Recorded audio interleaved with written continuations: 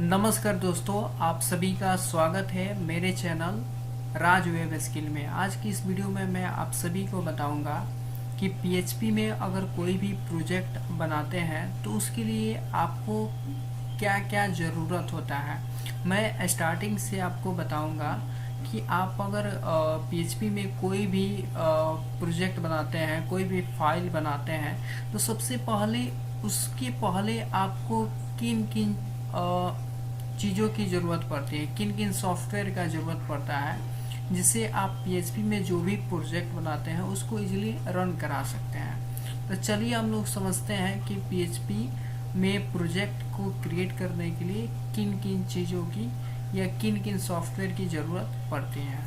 तो चलिए स्टार्ट करते हैं।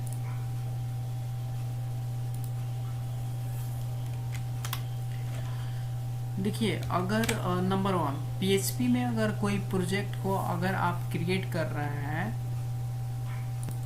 तो उसके लिए सबसे पहले आपको ज़रूरत पड़ता है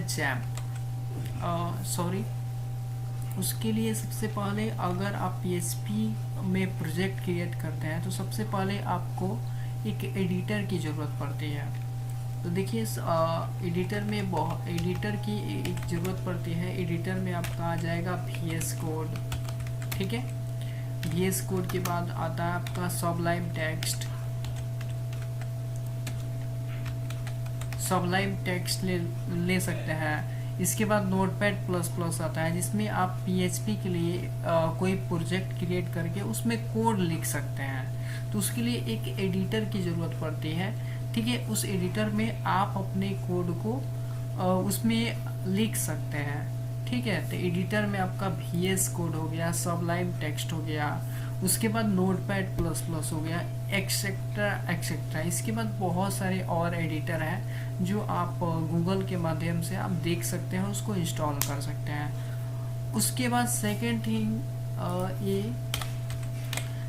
थिंग ये कि अगर आप जो कोड लिख लिए हैं उस कोड को पीएचपी में किसी भी कोड को लिख रहे हैं तो उसके बाद आप उसको रन कराना चाहते हैं तो उसके लिए किस चीज़ की ज़रूरत पड़ती है, तो उसके लिए जैम्प की ज़रूरत पड़ती है। किसका? जैम्प सर्वर का। किसका? जैम्प सर्वर का। जैम्प सर्वर भी आप गूगल से डाउनलोड कर सकते हैं। तो सबसे पहले इन दोनों चीज़ों को हम देखते हैं कि कैसे हम लोग एडिटर को इंस्टॉल कर सकते हैं गूगल के माध्यम से, कैसे जैम्प सर्वर को डाउनलोड कर लेते हैं। इसके बाद हम लोग नेक्स्ट स्टेप को हम लोग समझेंगे।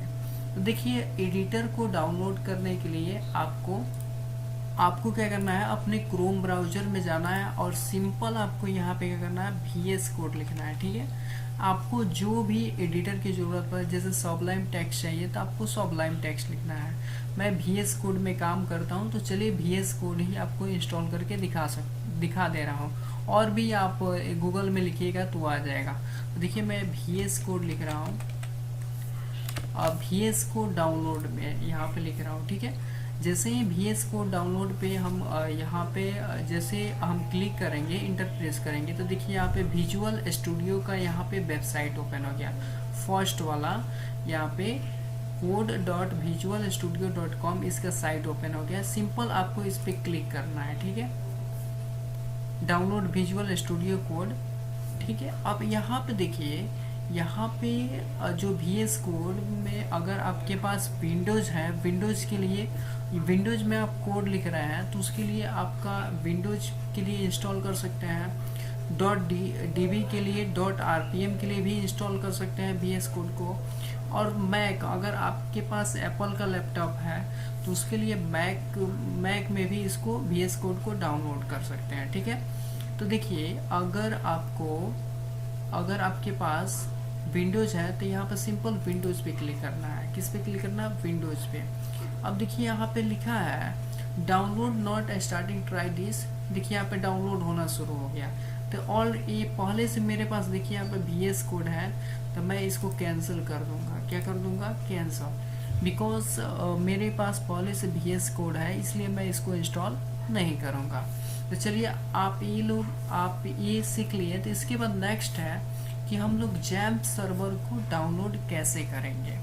तो सिंपल आपको क्या करना है, गूगल में जाना है, यहाँ से न्यू टैब ओपन मैं कर ले रहा हूँ, ठीक है। यहाँ पे लिखना है jam server, jam server. Download आपके पास जितना बीट का है, जैसे 64 बीट का है तो 64 बीट आपको यहाँ पे लिख देना है, 32 बीट का है तो 32 बीट लिख देना है। मेरे पास है 64 बीट है, ठीक है। तो मैं सिंपल यहाँ पे जैम सर्वर डाउनलोड 64 बीट पे क्लिक करूँगा। देखिए यहाँ पे अपाचे फ्रेंड्स आया है। जो फर्स्ट वाला जो वेबसाइट है उसका नाम है www.apachefriends.org। इस पे आपको क्लिक करके जैम सर्वर को डाउनलोड करना है। देखिए कैसे यहाँ पे डाउनलोड जैम्प लिखा है, सिंपल आपको इस पे क्लिक करना है, ठीक है। क्लिक करने के बाद देखिए यहाँ पे जैम फॉर विंडोज 8.0.25, मतलब जो जैम सर्वर अभी लेटेस्ट जो चल रहा है उसका ये वर्जन है, ठीक है। ये पहले का वर्जन है, फिर उसके बाद ये लेटेस्ट आया है, लेटेस्ट उसके बाद नेक्स्ट है 8.1.12 ये वर्जन है। फिर उसके बाद भी अभी अपडेटेड हो गया है जैम सर्वर, जिसका सबसे लेटेस्ट वर्जन अभी है 8.2.0, ठीक है। तो सिंपल आपको मैं बता दूं, यहाँ पे अगर आपके पास 64 बिट का है तो यहाँ पे आप क्लिक करके जो पहले वाला जो वर्जन है उसको डाउनलोड कर सकते हैं, ठीक है। सिंपल यहाँ पे क्लिक करके उसके बाद यहाँ पे जो नेक्स्ट वर्जन है 8.1.12 उसको आप यहाँ पे क्लिक करके उसको डाउनलोड कर सकते हैं। फिर यहाँ पे 8.2.0 है जो PHP का वर्जन जैम सर्वर का, वो आप यहाँ से डाउनलोड कर सकते हैं। तो सिंपली आप इस पर क्लिक कीजिएगा तो डाउनलोड होना स्टार्ट होगा। आई होप ये भी समझ गए। तो चलिए हम लोग PHP के स्टेप में PHP प्रोजेक्ट क्रिएट करने के लिए हम लोग नेक्स्ट स्टेप को समझते हैं। देखिए इतना ये दो चीज़ सीखने के बाद आपको थर्ड स्टेप क्या करना है कि आपको अपने एडिटर को ओपन करना है। एडिटर लाइक एज जैसे VS कोड आप डाउनलोड किया है तो VS कोड को ओपन करना है। देखिए मेरे पास ऑलरेडी यहाँ पे VS कोड है, ठीक है। अब इसमें ये पहले से मेरा प्रोजेक्ट इसमें बना हुआ है। हम लोग अभी न्यू प्रोजेक्ट हम लोग बनाएंगे। क्या बनाएंगे? न्यू प्रोजेक्ट बनाने के लिए हम लोग को क्या करना है, यहाँ पे न्यू टैब को ओपन करना है। तो दो तरीके से आप लोग न्यू टैब को इसमें ओपन कर सकते हैं। सबसे एक तो यहाँ पे फाइल पे क्लिक करके यहाँ पे न्यू फाइल पे क्लिक करके आप ओपन कर सकते हैं। दूसरा ये शॉर्टकट की होता है Ctrl+Shift+N, तीनों को एक साथ प्रेस करने के बाद न्यू टैब ओपन हो जाएगा। तो देखिए मैं यहाँ पे क्लिक करके Ctrl+Shift+N प्रेस करूँगा तो देखिए कि हमारा न्यू फाइल यहाँ पे ओपन हो गया। इसको मैं मैक्सिमाइज कर लूँगा। उसके बाद इसमें न्यू प्रोजेक्ट को क्रिएट करने के लिए सिंपली आपको क्या करना है, एक आपको यहाँ पे फाइल पे जाना है और जो न्यू प्रोजेक्ट आपको क्रिएट करना है तो उसके लिए मैं आपको बता दूँ, आपने जो जैम सर्वर इंस्टॉल किया था तो PHP के किसी भी प्रोजेक्ट को रन कराने के लिए आप जो जैम सर्वर जो इंस्टॉल किए थे तो उसमें क्या करना है, आपके जिस ड्राइव में है, जैसे अगर C ड्राइव में है तो C ड्राइव में जाना है, D ड्राइव में है तो D ड्राइव में जाना है, E ड्राइव है तो E ड्राइव में जाना है। मेरे पास जो जैम सर्वर है उसको मैंने E ड्राइव में रखा हुआ है, इसलिए मैं E ड्राइव में जाऊँगा। उसके बाद इसमें आपको जैम फोल्डर ढूंढना है। जैम कौन सा फोल्डर? Jam folder. देखिए मैं यहाँ पे है जैम फोल्डर, इसको आपको क्लिक करना है। उसके बाद इसमें आपको जाना है htdocs में। किसमें? htdocs में। तो देखिए यहाँ पे htdocs है, इसको ओपन पे क्लिक करना है। जैसे ही आप क्लिक करेंगे तो उसके बाद htdocs के अंदर अपने जो भी फोल्डर PHP का प्रोजेक्ट बना रहे हैं उस फोल्डर को आपको htdocs के अंदर रखना है। तो सिंपल अब मैं ये क्रिएट कर ले रहा हूँ यहीं पे Ctrl+Shift+N। देखिए यहाँ पे न्यू फोल्डर बन गया और इस फोल्डर का मैं नाम रख लेता हूँ। सिंपल मैं बनाऊँगा क्रॉड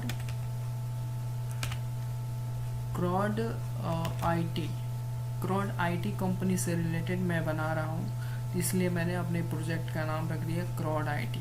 सिंपल ही क्रॉड हम बनाएंगे, एक PHP में प्रोजेक्ट जो क्रॉड ही बनाएंगे। उसको आप लोग अगर अच्छे से देख रहे हैं तो आप भी बना सकते हैं इजीली। तो मेरा प्रोजेक्ट का नाम हो गया क्रॉड IT, ठीक है। अब क्या करना है, आपको जाना है अपने VS कोड में और यहाँ पे जाना है फाइल में उसके बाद ओपन फोल्डर पे क्लिक करना है। किस पे क्लिक करना है? ओपन फोल्डर में। इसके बाद अपने ई ड्राइव में जाना है, उसके बाद जैम्प में जाना है, उसके बाद एसटीडक्स के अंदर फिर आप जो फोल्डर क्रिएट किया है उस फोल्डर को आपको सिलेक्ट करना है। तो मैंने बनाया था अभी क्रॉड IT नाम का फोल्डर, तो उसको आपको सिलेक्ट करना है। उसके बाद सिलेक्ट फोल्डर पे क्लिक कर देना है। देखिए यहाँ पे क्रॉड IT के नाम से यहाँ पे आपका प्रोजेक्ट क्रिएट हो गया। अब इस प्रोजेक्ट में देखिए PHP का कोई भी प्रोजेक्ट आप बनाते हैं तो उसमें आप लोग को ये ध्यान होना चाहिए कि जो भी प्रोजेक्ट आप क्रिएट कर रहे हैं तो उसमें एक्सटेंशन जो यूज होता है वो .php का यूज होता है। देखिए कैसे, जैसे इस फोल्डर में हम एक फाइल बना रहे हैं जिसमें मेरा रहेगा ऐड डेटा। अब इसमें जो एक्सटेंशन PHP का प्रोजेक्ट है, इसमें जो एक्सटेंशन यूज करेंगे लास्ट में वो .php का, किसका? .php का, तभी PHP का प्रोजेक्ट होगा। अब इंटर प्रेस कर देंगे, ठीक है। अब इसमें हमको क्या करना है? ऐड डेटा को ऐड करना है। तो चलिए हम लोग जल्दी से एक फॉर्म ले लेते हैं, ठीक है। तो फॉर्म लेने के लिए सिंपली आपको क्या करना है? गूगल में जाना है और यहाँ पे आपको बूटस्ट्रैप, देखिए बूटस्ट्रैप क्या होता है? बूटस्ट्रैप में आप नॉर्मली फॉर्म कुछ भी मतलब इजीली बनाया हुआ वहाँ से मिलता है, आप लोग उठा के उसका यूज करके फॉर्म बना सकते हैं, आपको बनाने की ज़रूरत नहीं है। देखिए कैसे, जैसे बूटस्ट्रैप 5 फॉर्म्स, देखिए यहाँ पे आपको ये सर्च करना है बूटस्ट्रैप 5 फॉर्म्स, सिंपल एंटर कीजिए। देखिए सिंपली यहाँ पे बूटस्ट्रैप 5 फॉर्म्स यहाँ पे ओपन हो गया। देखिए यहाँ पे बूटस्ट्रैप में आप लोग इजीली इसमें क्या क्या क्रिएट कर सकते हैं, मैं आपको एक बार दिखा दे रहा हूँ इससे अलग। देखिए बूटस्ट्रैप में आप बहुत सारा चीज़ बना सकते हैं, लाइक जिसमें ग्रेड, टाइपोग्राफी, कलर्स, टेबल बनाना हो तो वो भी बहुत ईजिली है। इसमें क्लिक करना है, उसके बाद मैं बता रहा हूँ अभी कैसे कोड को कॉपी किया जाता है, उसके बाद उस कोड को अपने कोड में कैसे इम्प्लीमेंट मतलब किया जाता है उसको हम लोग समझेंगे। तो अभी हम लोग फॉर्म बना रहे हैं, नॉर्मल क्रॉड का प्रोजेक्ट बना रहे हैं, तो सबसे पहले उसको समझ लेते हैं। कभी नेक्स्ट वीडियो में हम आप लोग को बूटस्ट्रैप भी बता देंगे कि कैसे क्या बनाया जाता है, वो सब समझा देंगे, ठीक है। तो देखिए यहाँ पे फॉर्म बना रहे हैं, तो सिंपल आपको देखिए यहाँ पे कोड है, यहाँ पे ये फॉर्म है और यहाँ पे ये कोड है, ठीक है। तो यहाँ पे सिंपल आपको ये कोड को नहीं आपको कॉपी करना है। यहाँ पे ट्राई इट योरसेल्फ है, इस पर क्लिक करना है। इस पर क्लिक करने के बाद क्या होता है, जो भी बूटस्ट्रैप का पैकेज होता है ना वो सारा इस कोड में आपको मिल जाता है। तो कभी भी आप ट्राई इट योरसेल्फ पे क्लिक करके उस सारे कोड को कॉपी कर लीजिएगा, जिससे बूटस्ट्रैप का जो भी वर्जन है उसका जो यूज हुआ है पैकेज वो भी आपको मिल जाएगा, तभी बूटस्ट्रैप काम करेगा, अदरवाइज वर्क नहीं करेगा, ठीक है। तो देखिए यहाँ पे कोड ये ओपन हो गया। यहाँ पे देखिए यहाँ पे बूटस्ट्रैप 5 का यूज कर रहे हैं, तो इसलिए हम 5.2 का यूज कर रहे हैं। तो यहाँ पे बूटस्ट्रैप @5.2.3 यहाँ पे आ गया। तो ये मैं रिकमेंड करूँगा कि ट्राई इट योरसेल्फ पे क्लिक करके इन सारे कोड को आपको कॉपी कर लेना है, जिससे जो फॉर्म होता है ना इस तरह से बनेगा। अदरवाइज अगर इन चीज़ों को अगर आप कॉपी नहीं कर रहे हैं तो बूटस्ट्रैप का यूज करने से आपको कोई फ़ायदा होने वाला नहीं है। तो सिंपल मैं इस कोड को क्लिक करके कॉपी कर लूँगा और उसके बाद कॉपी करने के बाद अपने जो ऐड data.php नाम से फाइल बनाया है उसमें मैं इसको पेस्ट कर लूँगा, ठीक है। अब देखिए इसमें इस कोड को सिंपल हम क्या करेंगे, रन कराएंगे। रन करा के देखेंगे कि हमारा फॉर्म्स कैसा बना हुआ है, ठीक है। तो सिंपल आपको क्या करना है, अगर VS कोड का आप यूज कर रहे हैं तो इस पर आपको क्लिक करना है, राइट क्लिक करना है और इस पाथ को कॉपी कर लेना है। तो कॉपी पाथ पे क्लिक करके आपको गूगल में जाना है, क्योंकि आप PHP का प्रोजेक्ट बना रहे हैं तो बिना अगर ये ऑनलाइन नहीं बना रहा है तो इसमें आपको लोकल होस्ट की ज़रूरत पड़ती है। अगर ऑनलाइन बना रहा है तो उसमें डायनेमिकली जो यूज सर्वर होता है, डायनेमिक सर्वर, उसका आप लोग को यूज करना होता है।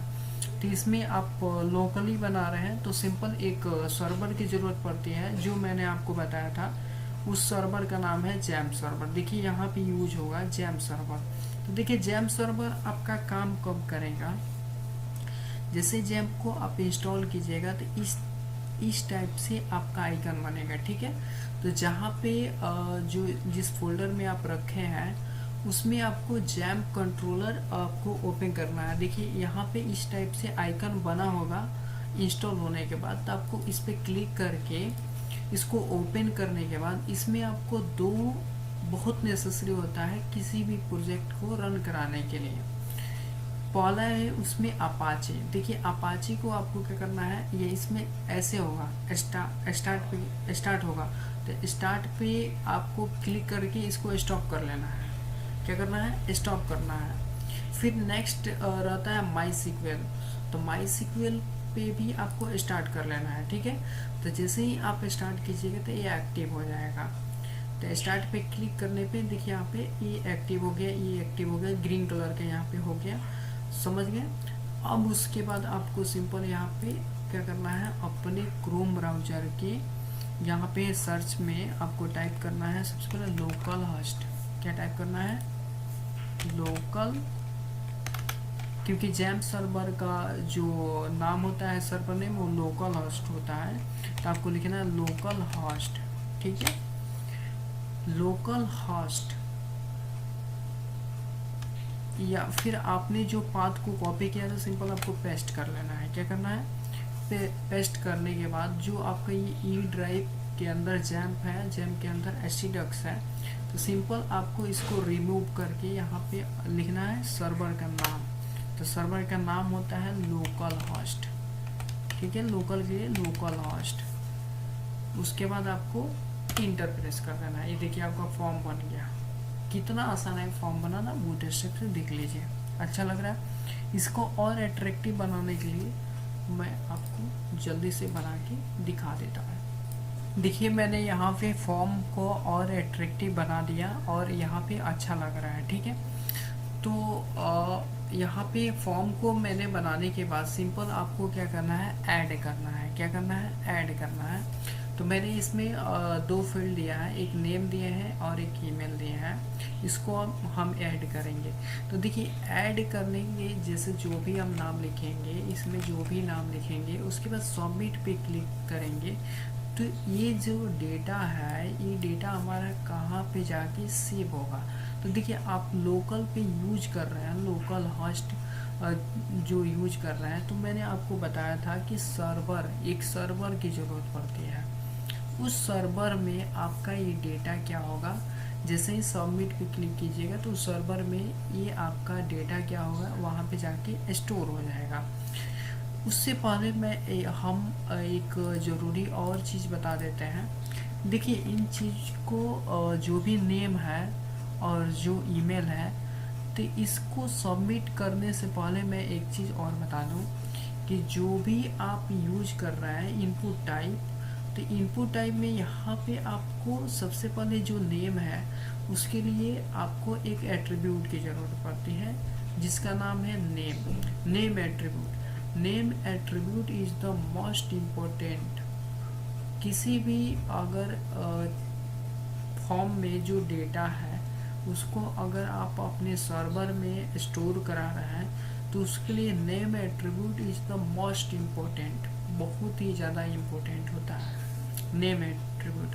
अगर इस एट्रीब्यूट का आप यूज़ नहीं कीजिएगा तो आपके सर्वर में डेटा ऐड नहीं होगा। देखिए यहाँ पे नेम मैंने एट्रीब्यूट का यूज किया हुआ है, यहाँ पे नेम, तो देखिए नेम में मैंने नेम लिखा हुआ है और मैंने सेकंड मेरा जो टाइटल है वो है ईमेल, तो इसमें नेम में मैं नेम एट्रीब्यूट में मैंने ईमेल दिया हुआ है, ठीक है। अब देखिए यहाँ पे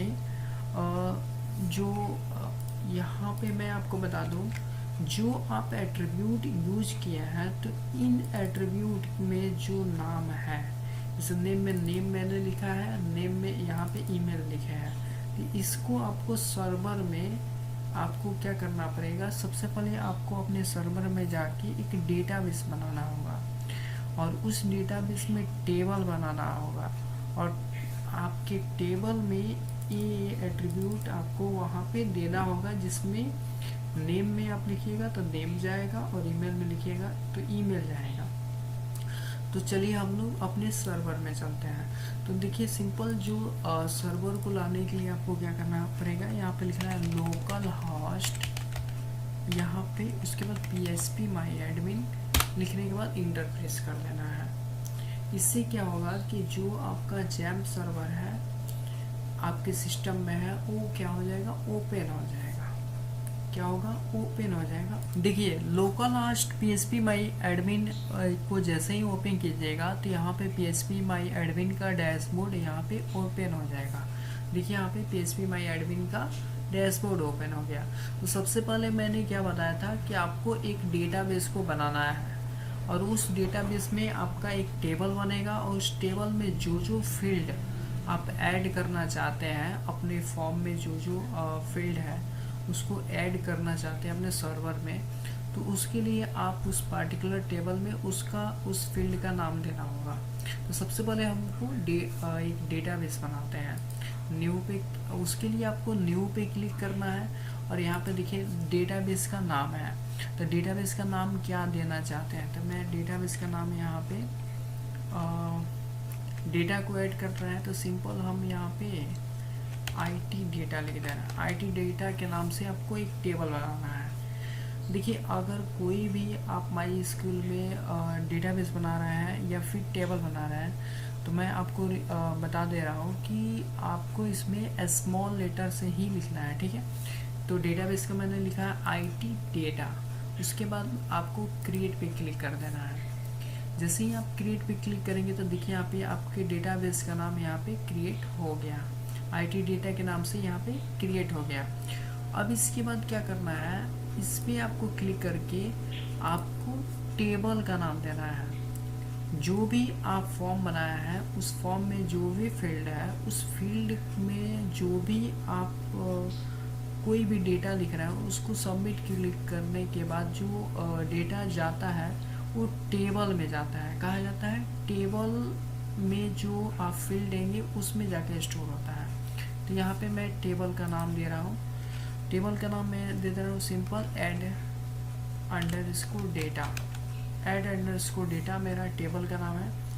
अब इसमें ये बोलता है number of column. Number of column का कितना यूज कर रहे हैं हम, तो मैंने बेसिकली मैं आपको बता दूं मैं 2 यूज कर रहा हूँ। मैं आपको दिखा दूं यहाँ पे एक नेम है और एक ईमेल है, मैं 2 यूज कर रहा हूँ। तो आपको कितना नंबर ऑफ कॉलम का रिक्वायरमेंट होता है, तो देखिए नंबर ऑफ कॉलम का रिक्वायरमेंट होता है इसमें, यहाँ पे रिक्वायरमेंट पड़ेगा 3। एक होता है उसमें ID क्या होता है, वो एक सीरियल नंबर से होता है जो ऑटोमेटिक इंक्रीमेंट होता है। जो भी डेटा ऐड करते जाएंगे वो ऑटोमेटिक क्या होगा, इंक्रीमेंट होता जाएगा। तो यहाँ पे मैं ऐड डेटा के टेबल में नंबर ऑफ कॉलम 3 बना रहा हूँ। उसके बाद क्रिएट पे क्लिक कर देना है। ये देखिए आपका जो IT डेटा है, मैं आपको दिखा दूँ IT डेटा। देखिए यहाँ पे IT डेटा है, इस पे आपको क्लिक करेंगे ना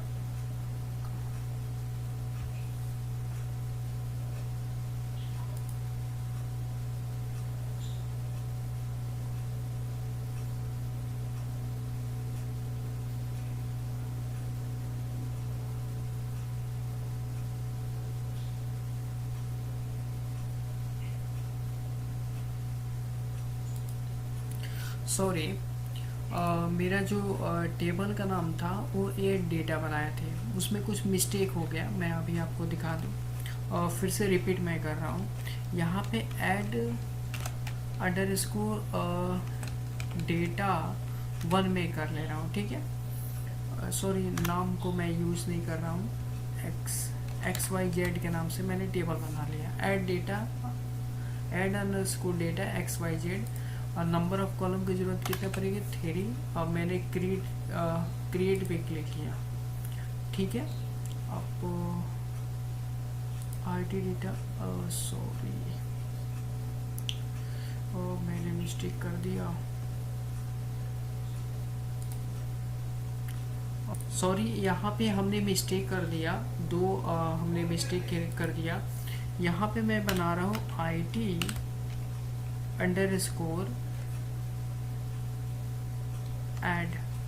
सॉरी IT_add, जो हम डेटा को ऐड कर रहे हैं।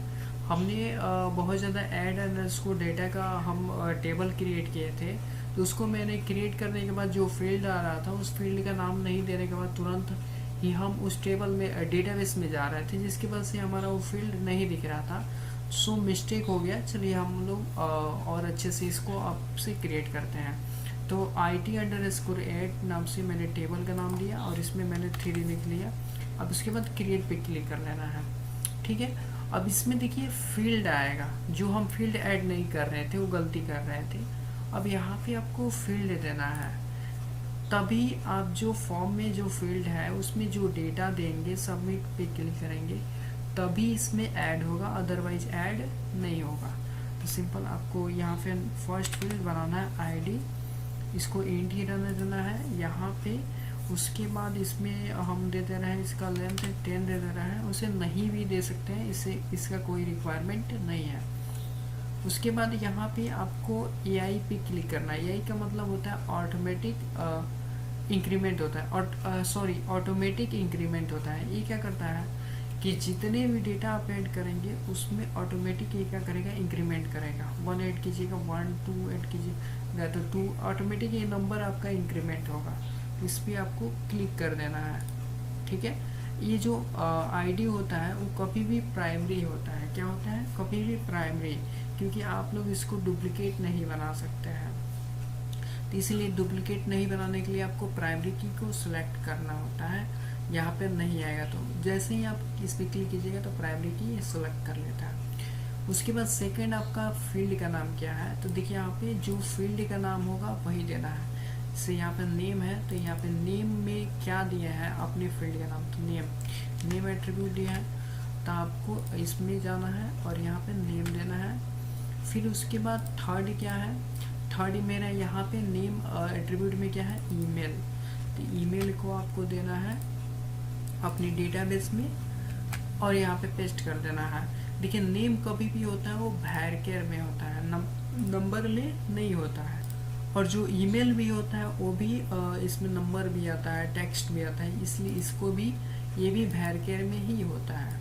और नेम का यहाँ पे लेंथ है, नेम लेंथ ऑफ 50 दे सकता है, इससे 12 तो नहीं हो सकता है।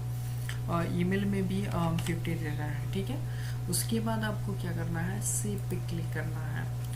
जैसे ही आप सेव पे क्लिक कीजिएगा तो देखिए यहाँ पे IT_add नाम से आपका टेबल यहाँ पे बन गया। ये मेरा डेटाबेस का नाम है और ये मेरा टेबल का नाम है, देखिए यहाँ पे बन गया। इसके पहले हम लोग मिस्टेक कर रहे थे, बट अभी देखिए यहाँ पे टेबल हमारा क्रिएट हो गया, ठीक है। अब चलिए हम इसमें डेटा को ऐड करने से पहले हम लोग कनेक्शन करते हैं। अब देखिए बात ये आती है कि हम लोग अपने जो फॉर्म है उसमें कनेक्शन अपने डेटाबेस से कैसे कनेक्ट करते हैं, कैसे कनेक्शन देते हैं, तभी हम वहाँ पे सबमिट करेंगे, तभी तो डेटा हमारा आके इसमें स्टोर होगा। जब इससे कनेक्शन ही नहीं बनेगा हमारे फॉर्म और डेटाबेस से, तो इसमें डेटा कैसे ऐड होगा। तो कनेक्शन कैसे बनाते हैं, चलिए हम लोग उसको देखते हैं। तो देखिए कनेक्शन बनाने के लिए आपको एक सेपरेट यहाँ पे एक फाइल बनाना पड़ेगा कनेक्शन के नाम से, connection.php, ठीक है, मैंने बनाया। और उसके लिए मैंने देखिए नहीं बताया था, PHP को स्टार्ट करने के लिए आपको क्या करना होता है, एक क्वेश्चन मार्क देना होता है और यहाँ पे PHP लिखना है। ओपन ऐसे किया जाता है और PHP में क्लोज ऐसे किया जाता है, ठीक है। इसको आप लोग याद रखिएगा। और कनेक्शन में मैं यहाँ पे एक वेरिएबल बना रहा हूँ $con इक्वल टू, इसका एक क्वेरी होता है MySQLi_connect, ये SQL का क्वेरी है, ठीक है। आप लोग इसको याद रखिएगा, तभी SQL से कनेक्शन होता है, अदरवाइज नहीं होता है। तो MySQL_connect उसके बाद यहाँ पे आपको देना है सर्वर का नाम। आपके सर्वर का नाम क्या है? तो मेरे सर्वर का नाम है लोकल होस्ट। जब में जो भी होता है उसका नाम क्या होता है? Local host. सर्वर का नाम क्या है? Local host. उसके बाद यहाँ पे होता है यूजर नेम। तो यूजर नेम का नाम क्या है? रूट। डिफ़ॉल्ट में रूट होता है, आप लोग याद रखिएगा, ठीक है। उसके बाद जो पासवर्ड होता है वो ब्लैंक ही होता है डिफ़ॉल्ट में, ठीक है। उसके बाद आपको अपनी डेटाबेस का नाम देना है। जो आप अपना डेटाबेस अभी क्रिएट किया है, जिस डेटाबेस में आप स्टोर कराना चाहते हैं, तो उस डेटाबेस का नाम देना है जिसे आपको कनेक्शन करना है। तो मैंने डेटाबेस का नाम बनाया था IT डेटा। क्या बनाए थे? IT data. मैं एक बार देख लेता हूँ, मिस्टेक ना हो। देखिए मेरे डेटाबेस का नाम क्या है? IT data. तो मैंने IT डेटा यहाँ पे लिख दिया। उसके बाद आपको लास्ट में सेमीकोलन देना है, ठीक है। ये मेरा कनेक्शन बना कि नहीं बना, चलिए हम लोग इसको देखते हैं। तो ये आप लोग याद रखिएगा, सर्वर का नाम होता है लोकल होस्ट, डिफ़ॉल्ट में यूजर नेम रूट होता है और पासवर्ड ब्लैंक होता है डिफ़ॉल्ट में। और जो आपके डेटाबेस का नाम है वो डेटाबेस का नाम यहाँ पे देना है। कनेक्शन हमारा बन गया। देखते हैं कि कनेक्शन बना कि नहीं। तो ये देखिए हम यहाँ पे अपने एड डेटा, ये जो कनेक्शन बनाया है ना अलग फोल्डर में, इसको कनेक्ट करने के लिए आपको यहाँ पे क्या करना होता है? इस फोल्डर को सिंपली यहाँ पर रखना होता है, तभी तो कनेक्शन बनेगा, अदरवाइज नहीं बनेगा। तो आपको यहाँ पे क्या करना होगा? अपने इस फॉर्म में, इसी फॉर्म का डेटा आप स्टोर कराना चाहते हैं अपने डेटाबेस में, तो आपको इस कनेक्शन में जो कनेक्शन बनाया है आपको इसमें इंक्लूड करना होता है। तो PHP ओपन करेंगे, फिर यहाँ पे क्लोज कर लेंगे। इसमें आपको इंक्लूड करना होगा, इंक्लूड, और फाइल का नाम क्या है? Connection dot PHP। उसके बाद आपको सेमीकोलन देना है।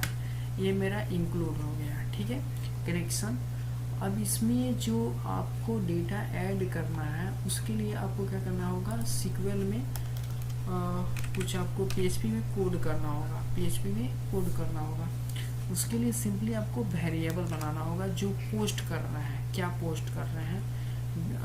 डेटाबेस में जो भी आप डेटाबेस के टेबल में जो फील्ड बनाया है तो उसको पोस्ट करना है, यहाँ से भेजना है उसको। तो उसके लिए कैसे? तो यहाँ पे वेरिएबल बनाना है, $name इक्वल टू $_ क्या कर रहे हैं? भेज रहे हैं यहाँ से।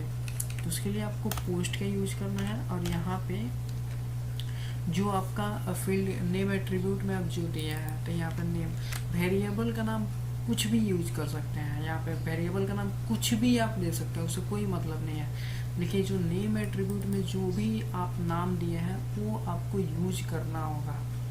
जैसे नेम में क्या दिया है? नेम एट्रीब्यूट आपको सिंपल कॉपी करना है और $_ में यहाँ पे सिंगल कोटेशन में यहाँ पे नेम को दे देना है और लास्ट में सेमीकोलन दे देना है, ठीक है। इसी तरह से सेकंड इसको कॉपी करके, और सेकंड वाला जो फील्ड है क्या है? ईमेल।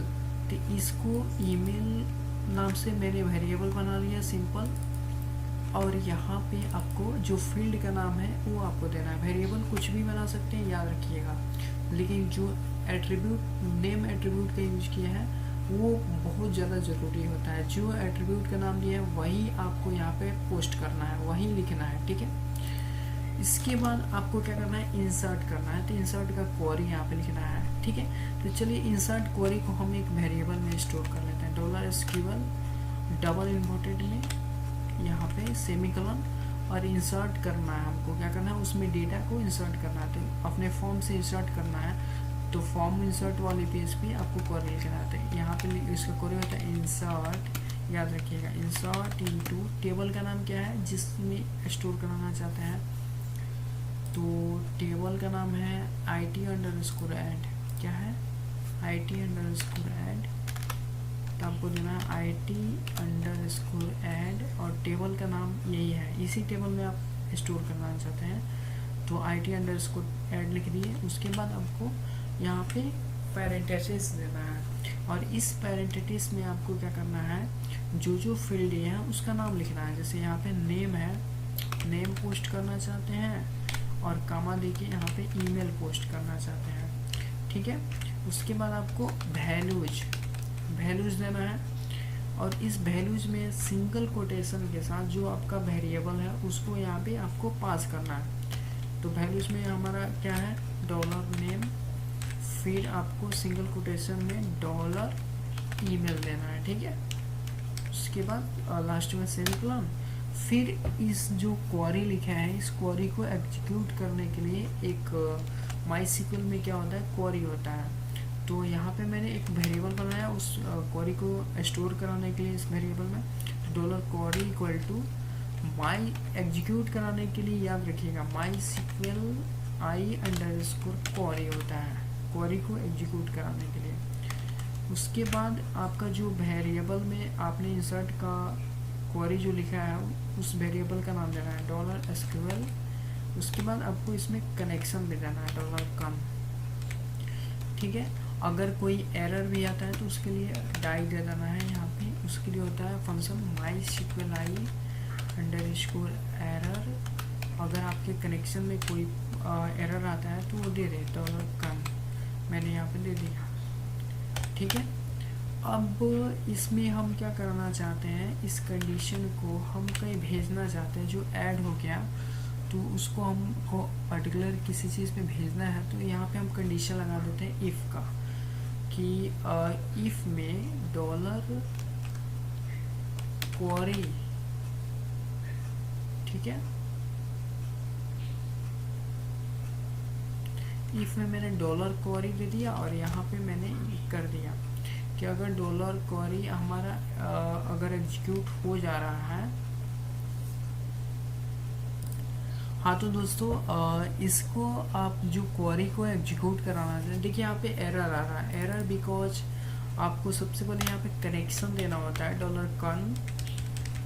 कनेक्शन में जो वेरिएबल आपने बनाया था कनेक्शन डॉट पीएचपी में, जिस वेरिएबल में कनेक्ट किए थे उस वेरिएबल का नाम देना है। तो मैंने क्या बनाया था, डॉलर कन।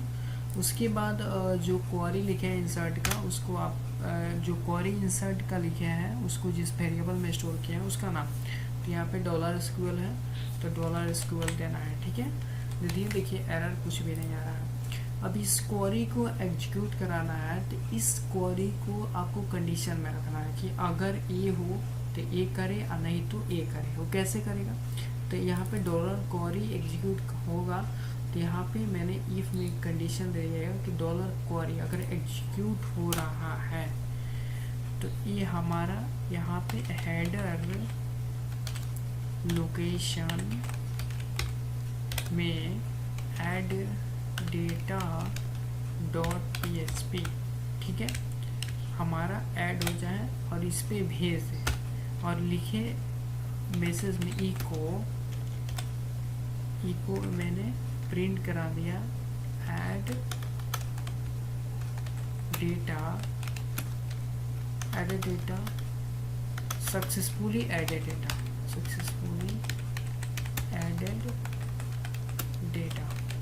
नहीं तो आप एल्स में भी लिख सकते हैं, उतना ज़रूरी नहीं है, बट मैं आपको बता दे रहा हूँ, ये कंडीशन लिख रहा हूँ। एल्स में अगर एल्स हो तो यहाँ पे सिंपल इसी चीज़ को आप कॉपी कर लीजिए और यहाँ पे सक्सेसफुली नॉट एडेड डेटा कर दीजिए, बस हो गया। अब चलिए हम लोग ऐड करके देखते हैं कि ऐड होता है कि नहीं होता है। चलिए हम लोग देख लेते हैं। मैंने यहाँ पे नेम में आप कुछ भी लिख सकते हैं, जैसे पप्पू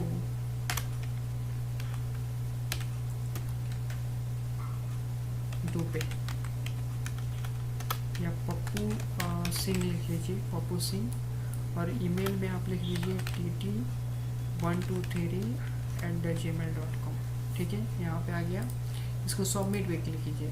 देखिए सबमिट अभी नहीं हुआ, ये सबमिट अभी नहीं हुआ। क्यों नहीं हुआ, code.php है यहाँ पे। क्या आप अपने फॉर्म में code.php दिए हैं कि नहीं दिए हैं वो देख लेते हैं। देखिए आपने फॉर्म पे कोड का लिखा हुआ है, बट एक्शन जो आपने दिया हुआ है फॉर्म में एक्शन code.php, ठीक, क्या कर रहा है कि code.php में इसको एक्शन ले रहा है, भेज रहा है। तो क्या आपने code.php के नाम से फाइल बनाया है, नहीं बनाया है, इसलिए इशू आ रहा था। आपको एक फाइल बनाना होगा code.php, सेपरेट बना लीजिएगा।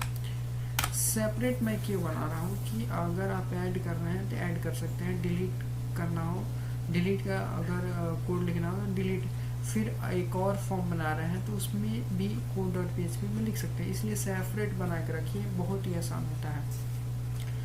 तब इससे जो आपने ये जो कनेक्शन दिया हुआ है, इस सिंपल इन सारी चीज़ को आपको कट कर लीजिए और अपने code.php में यहाँ पे पेस्ट कर लीजिए, ठीक है।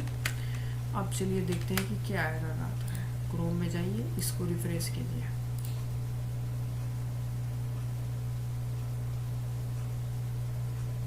यहाँ पे अभी बफरिंग कर रहा है। देखिए this page is not working, ये बोल रहा है कि ये पेज नॉट वर्किंग, क्यों कर रहा है, चलिए मैं देख लेता हूँ। देखिए ये इसलिए प्रॉब्लम आ रहा है कि आप जो सबमिट पे क्लिक कर रहे हैं, तो सबमिट पे क्लिक कर रहे हैं, किस नाम से कर रहे हैं, क्या आप अपने कोड में नेम एट्रीब्यूट का यूज किया है। अभी मैंने क्या बताया कि name attribute is the most important for us. इस चीज़ के लिए नेम एट्रीब्यूट बहुत ज़रूरी होता है कि आप किस नेम से भेजना चाहते हैं। तो यहाँ पे मैं नेम दे दे रहा हूँ, जैसे सबमिट है, सबमिट में इसमें हम सबमिट कर रहे हैं, तो यहाँ पे नेम उसको मिल नहीं रहा है क्योंकि आपने कोड में मेंशन नहीं किया है कि वो कहाँ पे भेजेगा। सबमिट पता चलना चाहिए ना कहाँ पे भेज रहा है। तो यहाँ पे नेम में हम लिख देते हैं ऐड सेव डेटा, सिंपल लिख दीजिए, सेव अंडरस्कोर बटन लिख दीजिए ना, सेव बटन। यहाँ पे सबमिट के स्थान पे आप सेव लिख दीजिए, बस और अच्छा लगेगा, सेव लिख दीजिए।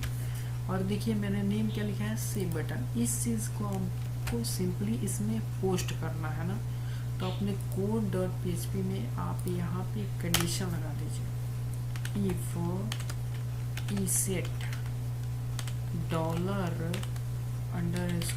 $_पोस्ट। यहाँ पे जो आपने नेम बटन में जो नेम लिया था, सेव बटन, ठीक है। देखिए इसेट फंक्शन का हम इसमें यूज किया है।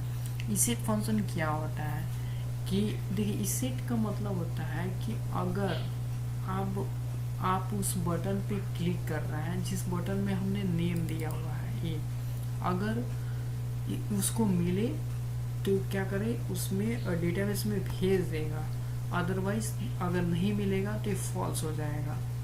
अगर इस नाम से है आपके बटन में एट्रीब्यूट ये है तो उसको ये कंडीशन ट्रू होगा, अगर नहीं मिलेगा तो फॉल्स कर देगा, ठीक है। तो इफ में हमने कंडीशन लगा दी, इसका ओपनिंग ब्रेसेस और इसको लास्ट में ले जाके हम यहाँ पे क्लोजिंग ब्रेस यहाँ पे क्लिक पेस्ट कर देंगे, ठीक है। अब चलिए देखते हैं कि मेरा डेटा ऐड होता है या फिर नहीं होता है। इसको रिफ्रेश कर लेते हैं। सॉरी, यहाँ पे रिफ्रेश करने से पहले एक बार हम डेटा को ऐड कर लेते हैं। जैसे यहाँ पे लिख लेते हैं पप्पू मिश्रा, पप्पू मिश्रा, और यहाँ पे हम जीमेल में लिख लेते हैं RERE@123 gmail.123@gmail.com, ठीक है। और इसको सेव पे क्लिक करते हैं, देखते हैं मेरा डेटा ऐड होता है या फिर नहीं होता है। देखिए मैंने ऐड किया, देखिए यहाँ पे अभी ऐड डेटा पे ही है, अभी मैसेज भी हमारा शो नहीं हो रहा है। देखिए इसका रीज़न ये है कि आपने कंडीशन लगा है इफ़ में कि अगर आपका क्वेरी एग्जीक्यूट होता है तो आपको ऐड डेटा पे भेज दे, तो ऐड डेटा पे ये भेज रहा है, यानी कि सही है आपका कंडीशन। अब हम ये देखते हैं कि जो नेम में और ईमेल में जो फील्ड में हमने जो फिलअप किया हुआ था वो हमारे डेटा हमारे सर्वर में हमारे टेबल में स्टोर हुआ कि नहीं हुआ। तो हम लोग अपने सर्वर में जाते हैं, यहाँ पे देखिए ब्राउज पे क्लिक करके देखते हैं, देखिए यहाँ पे ऐड हो गया, देख रहे हैं ना, यहाँ पे ऐड हो गया। क्या हो गया, ऐड हो गया। देखिए 1 2 3 ये क्यों आ रहा है, क्योंकि आपने इसके पहले सबमिट पे जितने बार क्लिक करेंगे तो सबमिट पे क्लिक किया है, उसके अकॉर्डिंग आपका यहाँ पे नाम को वो क्या कर लिया है, ले लिया है। तो यहाँ पे देखिए नाम को उठा लिया है, तो नाम यहाँ पे दिखा रहा है। तो समझ में आ गया कैसे हम लोग डेटा को ऐड कराते हैं, ठीक है। अब इसके बाद ये हमारा ऐड का हो गया। अब ये बात आता है कि हम लोग टेबल में इसको कैसे दिखाते हैं, टेबल में कैसे दिखाते हैं। तो चलिए हम लोग उसको समझते हैं। तो उसके लिए टेबल में हम लोग को दिखाने के लिए सिंपल हम इसी चीज़ को सिलेक्ट करके कॉपी कर लेते हैं और एक और फाइल बना लेते हैं डेटा लिस्ट करके। इसका लिस्ट दिखाना चाहते हैं ना, डेटा लिस्ट डॉट psp, और यहाँ पे हम इसको पेस्ट कर लेते हैं। देखिए पेस्ट कर लिए। और जो इसमें फॉर्म की ज़रूरत हमको नहीं है, क्योंकि हमको सबमिट कराना नहीं है, डेटा को ऐड नहीं कराना है, हमको सिंपली जो डेटा ऐड हुआ है उसको दिखाना है लिस्ट में। तो यहाँ से फॉर्म को हम हटा देंगे, इसका कोई ज़रूरत नहीं है। अब यहाँ पे हम जो ऐड डेटा लिखे हैं, यहाँ पे सिंपल ऐड हटा के यहाँ पे डेटा लिस्ट कर देंगे। डेटा लिस्ट हो गया। अब चलिए हम यहाँ पे लिख देते हैं। यहाँ पे हमको टेबल फॉर्मेट में चाहिए, किस में चाहिए, टेबल फॉर्मेट में। तो आपको क्या करना है, क्या लिखना है, टेबल हो गया, इंटर प्रेस कीजिए। और टेबल का क्लास होता है इसमें थोड़ा अट्रैक्टिव दिखाने के लिए, टेबल बॉर्डर, ठीक है, मैंने यूज कर लिया। इससे थोड़ा टेबल अट्रैक्टिव दिखेगा। और कैसे मैं अभी आपको दिखाऊंगा। यहाँ पे आपको हेडिंग के लिए हम टी हेड का यूज करेंगे, टीयर एक रो में, और इसमें TH होता है। TH में सबसे पहले हम सीरियल नंबर यहाँ पे कर देते हैं, और उसके बाद हमारा 3 फील्ड था तो 2 फील्ड और हम ला देते हैं, ठीक है। उसके बाद यहाँ पे हमारा कौन सा फर्स्ट था, नेम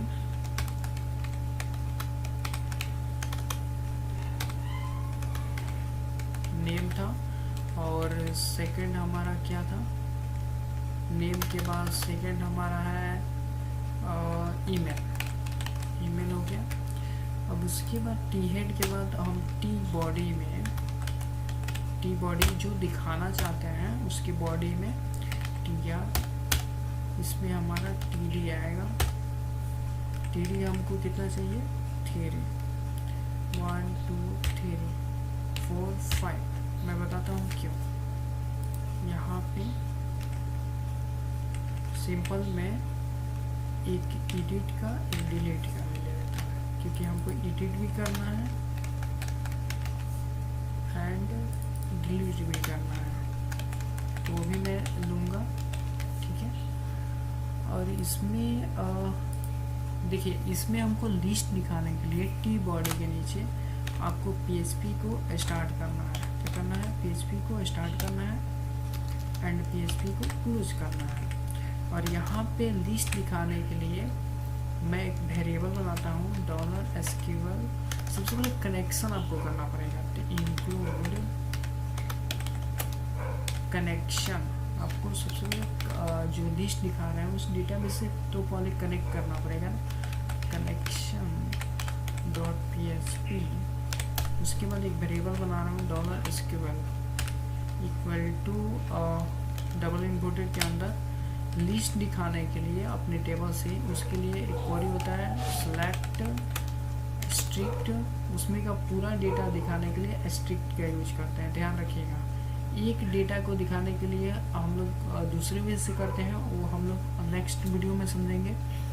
उसमें से पूरा डेटा दिखाने के लिए हम लोग स्ट्रिक्ट का यूज करते हैं, सेलेक्ट स्ट्रिक्ट फ्रॉम टेबल का नाम, जिस टेबल का डेटा लिस्ट दिखाना चाहते हैं तो उस टेबल का नाम। टेबल का नाम क्या है, देखिए टेबल का नाम ये है IT_add। तो यहाँ पे लिखना IT, सॉरी स्मॉल में है ना, IT_add हो गया। अब इस क्वेरी को एग्जीक्यूट कराया जाता है। तो इस क्वेरी को एग्जीक्यूट कराने के लिए मैंने एक वेरिएबल बनाया, उस वेरिएबल में स्टोर कर लूँगा MySQL i_query और इसमें हमारा सबसे पहले आपको कनेक्शन देना है। उसके बाद जो वेरिएबल में आप लिस्ट दिखाने के लिए जो वेरिएबल बनाया है उस वेरिएबल का नाम देना है। और इसमें अगर कोई एरर आ रहा है तो डाई यहाँ पे करा लेना है। उसके लिए फंक्शन होता है MySQL i_error, फिर इसमें कनेक्शन दे देना है। ठीक है, कोई एरर आता है तो ये रिटर्न करें, उसमें दे देता है। ठीक है, अब इसमें हम लोग जो डेटा है उसको फेच कराने के लिए इसमें जो हम उसका फील्ड यहाँ पे देंगे, उसके लिए हम एक वेरिएबल बना लेते हैं $row MySQL i_fetch_so। देखिए उसको फेच कराने के लिए एक फंक्शन होता है MySQL i_fetch_so, ये SQL का होता है। फिर इसमें आप जो क्वेरी को एग्जीक्यूट कराया है उस वेरिएबल का आपको नाम देना होता है $query। ठीक है, सेमीकोलन ना देखिए, यहाँ पे आपको कंडीशन लगा दीजिए। कंडीशन मैं बताता हूँ कंडीशन आपको क्यों लगाना होगा। कंडीशन की इसलिए कि आप इसमें TD में दिखाना चाहते हैं, क्योंकि हमको मल्टीपल दिखाना है। उसमें जितना ऐड करेंगे, एक तो डेटा हमको नहीं दिखाना है, मल्टीपल दिखाना है, तो उसके लिए वाइल का यूज करना होता है। तो वाइल का मैंने यूज किया यहाँ पे कंडीशन लगाने के लिए। मैंने यहाँ पे कर्ली ब्रेसेस का यूज किया। यहाँ से मैं कट कर ले रहा हूँ क्योंकि हमको मल्टीपल दिखाना है ना। तो यहाँ पे हमने इसको क्लोज कर लिया, उसके बाहर, और यहाँ पे मैं पेस्ट कर दूँगा। ठीक है, अब इसमें TD में आपको क्या करना है, यहाँ पे इसके अंदर आपको जो फील्ड चाहिए तो आप यहाँ पे लिख लीजिए इको डॉलर, जो वेरिएबल का नाम जिसमें फेच कर रहा है वो लिखना है। और यहाँ पे जो फील्ड आपको दिखाना है नेम, फिर उसके बाद आपको यहाँ पे ईमेल दिखाना है ना। मैंने यहाँ पे पेस्ट कर लिया, इसका नाम ईमेल। यहाँ पे देखिए, यहाँ पे नेम का, यहाँ पे ID, हम ID को भी प्रिंट करना चाहते हैं ना। फिर यहाँ पे हमारा एक आ जाएगा ईमेल।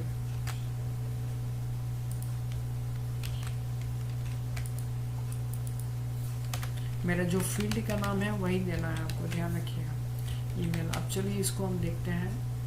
तो इसको हमको दिखाने के लिए इसके सबसे पहले पाथ को कॉपी करना है, कॉपी पाथ, और यहाँ पे सिंपल जाके आपको न्यू टैब ओपन करके यहाँ पे पेस्ट कर लेना है। फिर यहाँ पे आपको लिखना है लोकलहोस्ट, क्योंकि आपके सर्वर का नाम क्या है, लोकलहोस्ट। ऐसे ही आपको रन कराना है। ठीक है, ये देखिए आ गया डेटा लिस्ट, सीरियल नंबर हमारा आ गया। ये पहले से डिफ़ॉल्ट मेड हुआ था, क्योंकि आपने जो बार बार उसको क्लिक कर किए थे ना, उसके अकॉर्डिंग हमारा ये पूरा डेटा यहाँ तक आ गया था। और देखिए इसमें हमारा आया पप्पू मिश्रा, यहाँ पे ये जो आया, उसके बाद यहाँ पे जो हम स्टार्टिंग में ऐड किए थे वो यहाँ पे दिखा रहा है। ठीक है, लास्ट में ये ले लिया ना, क्योंकि आपने मल्टीपल टाइम्स वहाँ पे सबमिट पहले हमने किया था वो। अब जितना भी डेटा ऐड करेंगे वो आएगा। तो यहाँ पे फिर से हम डेटा ऐड करते हैं, देखते हैं क्या आता है कि नहीं। ऐड डेटा .php, मैं यहाँ पे कुछ भी करता हूँ, मैं ईमेल में यहाँ पे ले लेता हूँ, सेव करता हूँ। देखिए डेटा यहाँ पे ऐड हो गया। अब इसको हम लोग सर्वर में देखते हैं कि आया कि नहीं। देखिए यहाँ पर नीचे आया होगा, नीचे, सॉरी ये 50 तक है, मैं 100 तक कर लेता हूँ। अब देखिए आया होगा, देखिए आ गया यहाँ पे। अब एक और चीज़ हम करते हैं कि जो डेटा हम ऐड करेंगे वो डायरेक्टली हमारे टेबल में दिखे। वो कैसे दिखेगा, तो जो हम ऐड डेटा पे क्या करते हैं, इसको सेंड कर देते हैं हम लिस्ट पे। तो सिंपल आपको code.php में जाइए, यहाँ पे आपको कुछ नहीं करना है, आपको यहाँ पे डेटा लिस्ट कर देना है। क्या करना है, डेटा लिस्ट, ये जैसे ही आप ऐड कीजिएगा तो इस पर भेज देगा डेटा लिस्ट.php। और यहाँ पे भी आप लिख दीजिए डेटा लिस्ट.php, जो एरर भी आएगा तो इसी पे शो हो जाएगा। ठीक है, आप चलिए ऐड करते हैं, देखते हैं कहाँ लिखता है नाम। और मैंने यहाँ पे दिया पवन गुप्ता और मैंने ईमेल में लिख लिया tyty123@gmail.com। ठीक है, अब चलिए इसको सेव पे क्लिक करते हैं। ये देखिए ऑटोमेटिक हमारा टेबल में भेज दिया, आ गया। ये 2 फील्ड अभी खाली हो रहा है, क्यों हो रहा है मैं आपको बता दूं। यहाँ पे एडिट डिलीट है, यहाँ पे नहीं आ रहा है। देखिए मैं क्या करूँगा, यहाँ पे सिंपल अब एडिट का कैसे करेंगे, हमें सीख ली कि ऐड डेटा को कैसे ऐड करते हैं, और एडिट और डिलीट अब कैसे डेटा के लिस्ट को कैसे दिखाते हैं। अब हम लोग समझेंगे कि एडिट कैसे कराते हैं और डिलीट कैसे कराते हैं, उसको समझते हैं। तो देखिए एडिट और डिलीट कराने के लिए आपको डेटा लिस्ट में आपको यहाँ पे क्या करना है, सिंपल आपको एक लिंक देना होगा। यहाँ पे href लिख देने के लिए हम लोग एंकर टैग का यूज करते हैं, ध्यान रखिएगा href। और यहाँ पे आपको क्या करना है, जिस पे भेजना चाहते हैं, जैसे edit.php, उसके बाद आपको यहाँ करली ब्रेसेस देना है और इसमें eid एक आईडी पास करना है, eid। और इसके बाद यहाँ पे जो PHP में जो आपका आईडी आ रहा है उसको आपको इको यहाँ पे कराना है, डॉलर रो किसमें आ रहा है, फेस हो रहा है रो में, और यहाँ पे आईडी दे रहा है। ठीक है, सेमीकोलन दे देना है। और आपको यहाँ पे क्या करना है, तो href का है, आपको यहाँ पे क्लास का एक यूज करना है और इसमें बटन सक्सेस कर लेना है। ठीक है, और इसको करने के बाद यहाँ पे आपको एडिट लिख देना है। ठीक है, चलिए अब देखते हैं क्या आया है कि नहीं आया है। ये देखिए आ गया एडिट का ऑप्शन।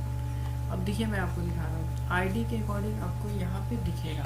देखिए eid यहाँ पे 1, eid 2, eid 3, eid 4 यहाँ पे दिख रहा है ना, eid 5, eid 6, ये डायनेमिकली दिख रहा है। ठीक है, अब चलिए यहाँ पे एडिट पे क्लिक करते हैं तो देखते हैं क्या होता है। ये देखिए एडिट पे मैंने क्लिक किया तो हमारा लिख रहा है नॉट फाउंड। देखिए ये जो eid जो आपने लिंक दिया हुआ है उसको ये पेज नहीं मिल रहा है edit.php का। तो चलिए हम लोग edit.php का एक फाइल बना देते हैं। यहाँ पे क्लिक करके edit.php नाम से एक फाइल बना देते हैं और सिंपल जो ऐड डेटा है इसी कोड को कॉपी करके हम क्या करते हैं, अपने edit.php में पेस्ट कर लेते हैं। ठीक है, और इसमें हम दे देते हैं, यहाँ पे लिख देते हैं edit डेटा, क्योंकि डेटा को हमको एडिट करना है। और यहाँ पे आपको बटन का भी नाम चेंज करना होगा, क्योंकि आप अपने डेटा को एडिट कराना चाहते हैं। तो यहाँ पे मैं सेव नहीं कर रहा है, यहाँ पे एडिट कर रहा है, तो यहाँ पे edit_बटन, और जो बटन भी हमारा होगा वो सेव नहीं हो रहा है, वो हमारा एडिट होगा। मैं यहाँ पे एडिट का बटन बना दूंगा। ठीक है, अब इसको देखिए, अब एडिट बटन के अकॉर्डिंग आपको डेटा को पोस्ट करना है, फिर से सेव कराना है। तो उसके लिए आपको एडिट बटन को कॉपी करना है। सिंपल देखिए, इसको कहीं किसी भी कोड पे मत भेजिए, फिर से आपको डेटा को क्या करना है, पोस्ट ही कराना है। ठीक है, तो इसको सिंपल आप अपने इसी फॉर्म में आप कोड का यूज कर लीजिए। तो सिंपल आपको इसमें अपने डेटाबेस से कनेक्ट स्टोर कराने के लिए फिर से आपको कनेक्शन देना होगा ना, जिस डेटाबेस में आपको स्टोर करना है। तो आपको सबसे पहले अपने इंक्लूड कनेक्शन फाइल को यहाँ पे इंक्लूड कर लेना है, इंक्लूड कनेक्शन .php। ठीक है, उसके बाद आप जो गेट कर रहे हैं, गेट क्या कर रहे हैं, तो देखिए आप जो पोस्ट करना चाहते हैं, तो पोस्ट क्या करना चाहते हैं, एडिट बटन में पोस्ट करना चाहते हैं। तो यहाँ पे देना है ईसेट $_ पोस्ट एडिट बटन, ठीक है। और इसके बाद आपको यहाँ पे कर्ली ब्रेसेस देना है, यहाँ पे $ID वेरिएबल बनाना है जो गेट कर रहा है। क्या गेट कर रहा है मैं आपको दिखा दूँ। देखिए EID हमने गेट किया ना, तो इस EID को जो गेट कर रहा है आपको यहाँ पे देना है। तो यहाँ पे $_ गेट जो आप गेट कर रहे हैं वहाँ से, तो $_ गेट और यहाँ पे देना EID, ठीक है। और यहाँ पे सेम टू दे देना है। फिर आपको जो आपका नाम है जो पोस्ट फिर से कराना चाहते हैं, एडिट $name $_ पोस्ट, फिर यहाँ पे नेम दे दीजिए। फिर आपका ईमेल है तो $email $_ पोस्ट, फिर ईमेल का नाम हो गया। अब उसके बाद क्या करना है, फिर से आपको क्वेरी चलाना है। अब इसमें ऐड तो करना नहीं है, अभी इसमें आपको अपडेट करना है। तो $SQL अपडेट का क्वेरी होता है अपडेट, फिर उसके बाद सेट करना होता है। इसमें सेट क्या क्या अपडेट, उसके बाद टेबल का नाम क्या है, टेबल का नाम हमारा है IT_add। तो आपको टेबल का नाम देना IT_add। उसके बाद सेट करना है। इसमें सेट किसमें करना है, तो हमको नेम में करना है, name attribute single important $name। उसके बाद आपको कमा देना है। फिर आपको ईमेल भी सेट करना है, क्योंकि ईमेल भी तो आपको डेटाबेस में फिर एडिट करना है ना। अगर कोई कर रहा है ईमेल को तो वो भी कर सकता है। तो सिंगल इनपुटेड में $email। उसके बाद देखिए वेयर, फिर वो जाके स्टोर कहाँ हो, तो वेयर ID हमारा किस में जाके, ये वाला ID जो गेट कर रहा है, फिर उसी ID में जाके स्टोर हो जाए। मतलब जो गेट कर रहा है, तो वेयर ID $ID, ठीक है। अब इस क्वेरी को हमको एग्जीक्यूट कराना है। क्या करना है, एग्जीक्यूट कराना है। तो उसके लिए क्वेरी होता है MySQLi_query, फिर $connection। फिर आपको इस वेरिएबल का नाम देना है जिसमें आपने अपडेट का SQL लिखा है। तो $SQL, अगर ये फॉल्स आता है तो die MySQLi_error। फिर इसमें आपको कनेक्शन, अगर एरर आ रहा है तो ये हमारा इसको क्या करें, एरर हमारा दे दे। फिर हम कंडीशन लगाएंगे कि अगर हमारा क्वेरी एग्जीक्यूट अगर नहीं हो तो हमारा अपडेटेड इज नॉट डेटा। अगर क्वेरी हमारा एग्जीक्यूट हो तो अपडेट सक्सेसफुली अपडेटेड डेटा, ठीक है। तो इफ $query, अगर हमारा क्वेरी एग्जीक्यूट हो रहा है तो हमको क्या करते हैं, हेडर यहाँ पे लोकेशन हमारा रहेगा डेटा ही लिस्ट का, उसी पे हमारा शो हो जाए डेटा list.php। वहीं पे हमारा एडिट पे हम क्लिक करें तो एडिट पे चला जाए और हमको जो एडिट करें वो डेटा लिस्ट में हमारा दिखा दे। और इको में यहाँ पर दिखा दे सक्सेसफुली अपडेटेड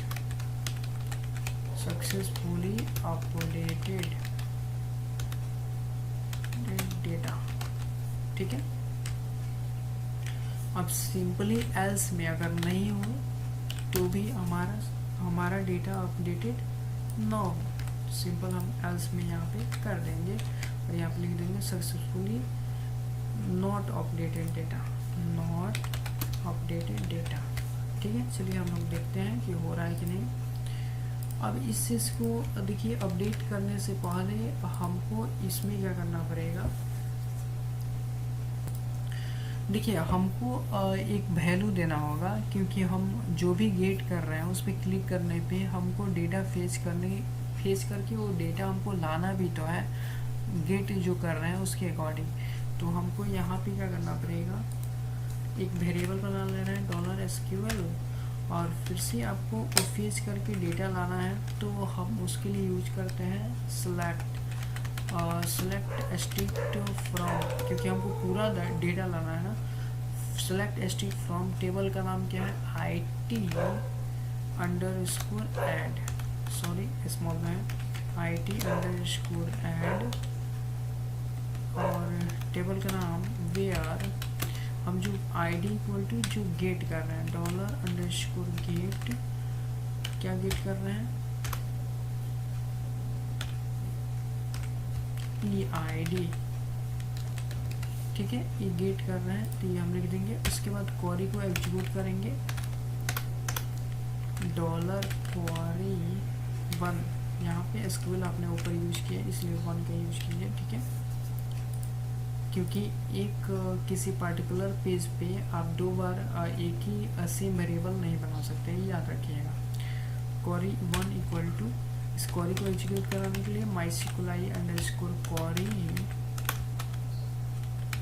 और फिर उसके बाद यहाँ पे कनेक्शन देना $con और $SQL1। फिर अगर एरर आ रहा है तो डाई यहाँ पे करा दीजिए mysqli_error, फिर कनेक्शन दे दीजिए यहाँ पे कि अगर हमारा एरर आता है तो ये उसको डाई दे दें।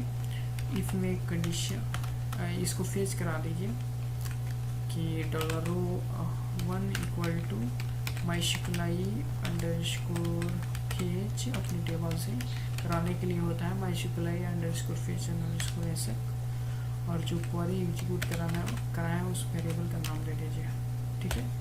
अब चलिए इसको यहाँ पे सिंपली आपको क्या करना है, अपने नेम एट्रीब्यूट में वैल्यू देना है। इसमें क्या होता है, जो डेटा आप गेट कर रहे हैं और अपने फील्ड में लाइएगा तो उसके लिए आपको वैल्यू देना होता है। नेम एट्रीब्यूट के बाद वैल्यू का यूज करना है, और किसके अकॉर्डिंग लाएंगे, PHP के according. PHP open, PHP close, equal $1 जिसमें फेच कराना है, उसके बाद फील्ड का नाम नेम, ठीक है, और फिर यहाँ पे वैल्यू आपको देना है वैल्यू इक्वल टू PHP को ओपन,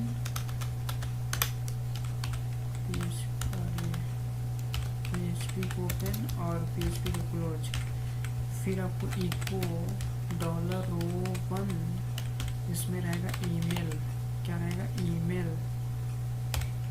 अब एक चीज़ मैं और आपको बता दूँ, ये तो वैल्यू हो गया, और जो ID आ रहा है वहाँ से ID, वो ID कहीं ना कहीं स्टोर होगा ना, तो उसके लिए भी आपको एक नेम एट्रीब्यूट का यूज करना होगा।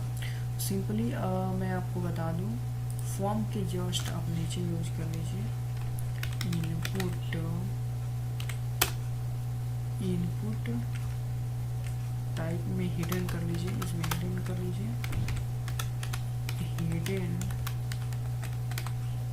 और यहाँ पे वैल्यू नेम कर लीजिए, नेम का नाम दे दीजिए सिंपल, वही दे दीजिए, EID में आके स्टोर हो जाए, ठीक है, और वैल्यू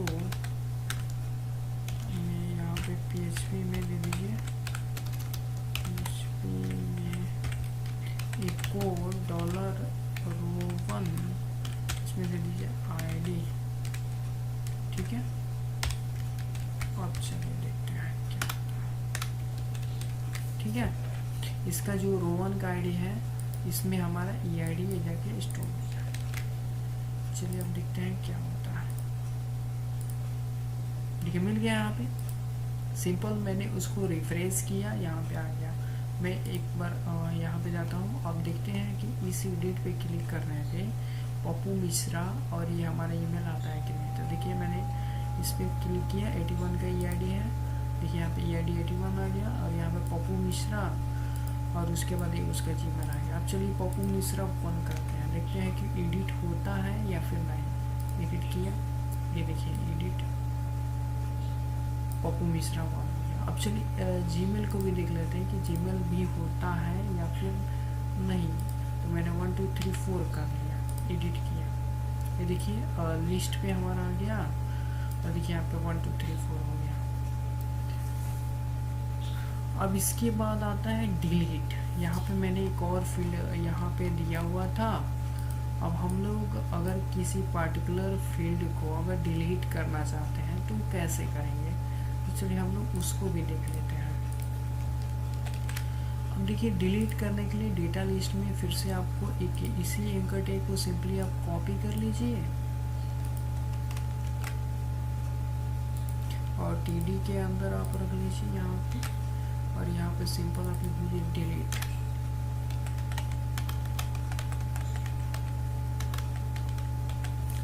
देखिए डिलीट का कोई पेज नहीं बनाना पड़ेगा, यहाँ पे सिंपल आप लिख दीजिए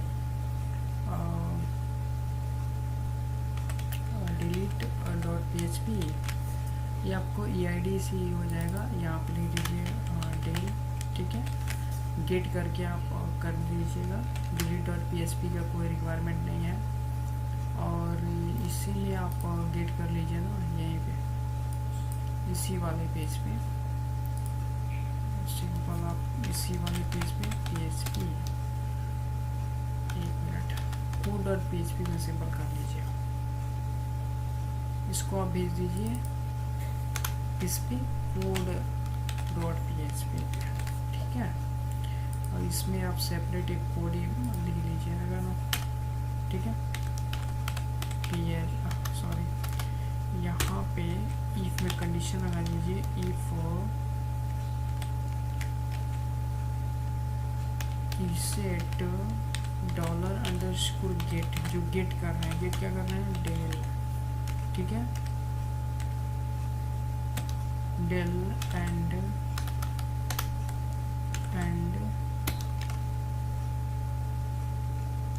डॉलर, अगर इस अंडरस्कोर न्यूमरिक, अगर वो हमारा न्यूमरिक होता है, $_गेट डेल, ठीक है। इसमें आप क्या कर दीजिए, $ID इक्वल टू जो गेट कर रहे हैं $_गेट, इसमें हम क्या गेट कर रहे हैं, डेल, ठीक है। फिर यहाँ पे डिलीट का क्वेरी लिख दीजिए $SQL12। मैंने आपको बताया था कि किसी एक पार्टिकुलर पेज पे एक ही वेरिएबल, एक ही टाइप का वेरिएबल अलग अलग नहीं बना सकते एक पेज में। तो यहाँ पे डिलीट करना है, तो डिलीट का क्वेरी लिखिए डिलीट फ्रॉम, इसमें स्ट्रिक्ट नहीं यूज करना है क्योंकि किसी एक पार्टिकुलर आईडी के अकॉर्डिंग आप डिलीट करना है, टोटल का डिलीट नहीं करना है, इसलिए आपको स्ट्रिक्ट का यूज नहीं करना है। डिलीट फ्रॉम टेबल का नाम क्या है, IT_, एंड फिर उसके बाद वेयर ID के अकॉर्डिंग कर रहे हैं, ID इक्वल टू $ID, ठीक है। फिर उसके बाद इस क्वेरी को एग्जीक्यूट करना है, $query2 equal to mysqli underscore query $connection का देना है, फिर $SQL2, फिर उसके बाद और डाई mysqli अंडरस्कोर एरर, फिर $कन, ठीक है। फिर एक में कंडीशन लगाना है कि अगर हमारा क्वेरी ये एग्जीक्यूट हो रहा है तो ये हमारा भेजते हेडर लोकेशन कहाँ पे, डेटा लिस्ट, वहाँ पे हमको दिखा दे डेटा लिस्ट .php, ठीक है। और हमको इको यहाँ पे प्रिंटेड करा दे सक्सेसफुली डिलीटेड डेटा। अब इसी चीज़ को आप कॉपी कर लीजिए। अगर ये ना हो तो हमारा एल्स कंडीशन में हमारा अगर डेटा अगर नहीं डिलीटेड होता है तो यहाँ लिखिए सक्सेसफुली नॉट डिलीटेड डेटा, ठीक है। चलिए हम लोग देखते हैं कि डेटा हमारा डिलीटेड होता है या फिर नहीं होता है। यहाँ पे देखिए डिलीटेड आ गया, डिलीट del1 del2, ये देखिए मैंने यहाँ पे कोड, जैसे मैं इसको डिलीट करूँगा हो गया, 2 का देखिए आप हट गया, 3 वाले सीरीज पे क्लिक करो, 3 वाला हट गया, 4 वाला हट गया, 5 वाला हट गया। इसी तरह मैं जितना फील्ड खाली है मैं उसको डिलीट करूँगा। देखिए डिलीट होता जा रहा है, हो रहा है,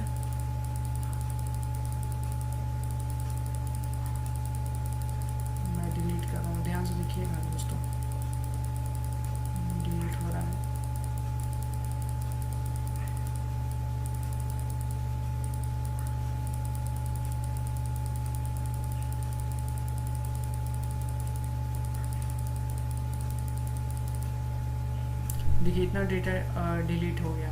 चलिए और भी हम डेटा को ऐड कर लेते हैं। ऐड डेटा का पेज पे मैं यहाँ पे मोहित गुप्ता लिखे हैं, एक कर लिए, ऐड कर लिए, ऐड हो गया। फिर ऐड, एक काम करते हैं हम यहाँ पे बैग, यहीं पे एक बैग बनाते हैं, उस पर क्लिक करेंगे तो डेटा पे चले जाएंगे। तो चलिए हम एक बना लेते हैं डेटा लिस्ट पे। तो डेटा लिस्ट पे सिंपल हम यहाँ पे बना लेते हैं कार्ड के अंदर, यहाँ पे हम बना लेते हैं इक्वल टू, हम बना लेते हैं ऐड डेटा डॉट php, ठीक है, क्लास टू बटन प्राइमरी, ठीक है। और यहाँ पे हम बना देते हैं ऐड डेटा। चलिए अब देखते हैं क्या आया है कि नहीं आया। यहाँ पे इतना बड़ा आ गया ना, मैं आपको बताता हूँ, इसको कट कीजिए और इसको आपको यहाँ और देखिए तो क्या आ गया यहाँ पे ऐड डेटा। जैसे ऐड डेटा पे आप क्लिक करेंगे यहाँ पे आ जाएंगे, ठीक है। पप्पू यादव की है यहाँ पे, ये की है, अभी भी सेव करेंगे यहाँ पे आ जाएंगे, फिर ऐड करेंगे। इस तरह से आप बहुत सारा कर सकते हैं। सेव किए, फिर आ गया, फिर ये लिखिए, ये किए, फिर ये किए, सेव करेंगे, आ जाएंगे। इस तरह से आप बहुत सारा डेटा को ऐड कर सकते हैं। चलिए आज का ये वीडियो आप सभी के लिए कैसा रहा, आप सभी के लिए यूज़फुल है तो कमेंट, शेयर एंड सब्सक्राइब, और कमेंट बॉक्स में ज़रूर बताएं कि अगर आपको हेल्प मिला है तो रियल ही बताएं हेल्प मिला है, आपके लिए यूज़फुल रहा तो please like, share and subscribe my channel. मिलते हैं नेक्स्ट वीडियो में नेक्स्ट टॉपिक के साथ, तब तक के लिए टेक केयर।